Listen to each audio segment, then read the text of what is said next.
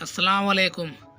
दोस्तों, मेरी हमेशा से ये कोशिश रही है कि मैं आप लोगों को अरबी इस तरीके से बतलाऊं कि मेरी बात आप लोगों को समझ में आ जाए। और अगर वीडियो देखते वक्त आपके मन में कोई कंफ्यूजन है तो आप कमेंट करके पूछ सकते हैं।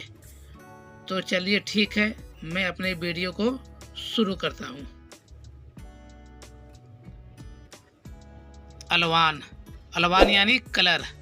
सऊदी अरब में कलर को अलवान कहा जाता है। जैसे कि अगर आपको कहना है कि मुझे कलर की दुकान पर जाना है तो आप कहेंगे मुझे अलवान की दुकान पर जाना है। तो इस हिसाब से सऊदी में कलर को अलवान कहा जाता है। जैसे कि अगर आप मॉल के अंदर गए हैं कपड़ा लेने के लिए और आपको रेड कलर का कपड़ा लेना है तो आप कहेंगे अबका अलवान अहमर। और अगर आपको ब्लैक कलर का लेना है तो आप कहेंगे अबका अलवान असवद। दहब। दहब यानी सोना। सऊदी अरब में सोने को दहब कहा जाता है। जैसे कि आप कहीं पर सोने की दुकान पर गए हैं तो आपको कहना है कि अबका दहब। अब बात यह आती है कि आपको दहब की दुकान पर क्या चाहिए, अंगूठी चाहिए कि सोने की रिंग चाहिए कि और दीगर कोई सामान चाहिए।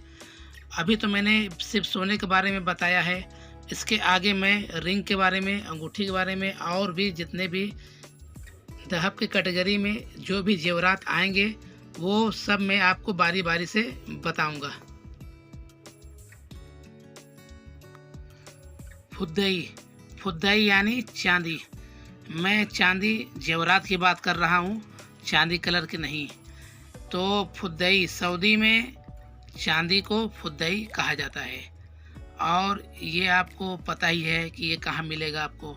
जो भी सोने की दुकान होगी या चांदी की दुकान होगी, वैसे तो सोने चांदी की दुकान एक साथ ही में होता है और जहाँ कहीं भी होगा वो आपको बड़ी ही आसानी से मिल जाएगा।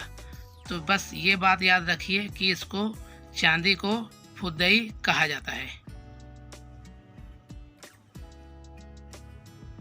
नौम। नौम यानी सोया हुआ। जैसे कि कोई भी व्यक्ति सोया हुआ है और आपको बोलना है कि वो सो रहा है तो आप बोलेंगे हुआ नौम। तो सऊदी अरब में सोए हुए को नौम कहा जाता है। जैसे कि आपके कफिल ने कहा इंतनौम, यानी कि वो आपसे पूछ रहा है कि तुम सो रहे हो, तो आपको बस जवाब में बोलना है अयवा। अयवा का माने होता है कि हाँ, मैं सो रहा हूँ। गूम। गूम का माने होता है जागना, यानी कि सऊदी अरब में जागने को अरबी में गूम कहा जाता है। जैसे कि आपके कफिल ने आपसे पूछा कि तुम जाग रहे हो, तो वो आपसे बोलेगा इंता गूम, यानी कि तुम जाग रहे हो। तो आप इधर से जवाब देंगे अयवा अना फी गुम, यानी कि हाँ, मैं जाग रहा हूँ। अगर आपको कहना है कि मैं अभी जागा तो आपको कहना है अना दुब गुम। दुब का माने होता है अभी।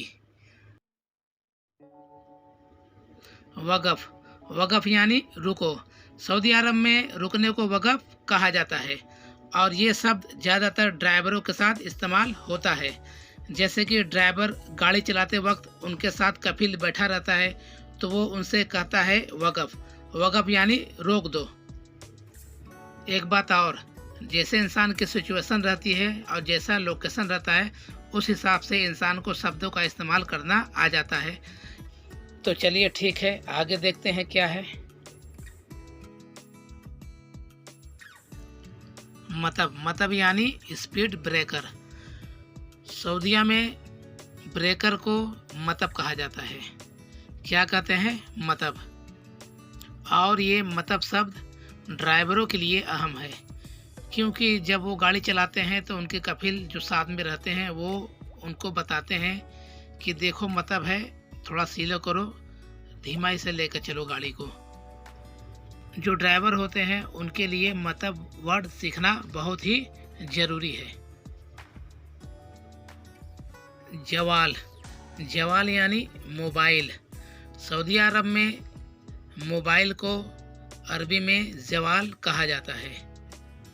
इस शब्द को याद करना बहुत ही ज़रूरी है, क्योंकि मोबाइल का इस्तेमाल हर एक व्यक्ति करता है और ये इस्तेमाल हर एक फील्ड में होता है, चाहे वो ड्राइवरी फील्ड हो, चाहे वो किसी दुकान का फील्ड हो, या तो फिर किसी होटल का फील्ड हो।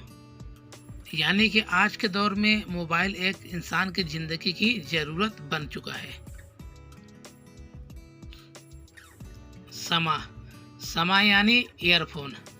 सऊदीया में ईयरफोन को अरबी में समा कहा जाता है और ये वही ईयरफोन है जो तार वाला होता है।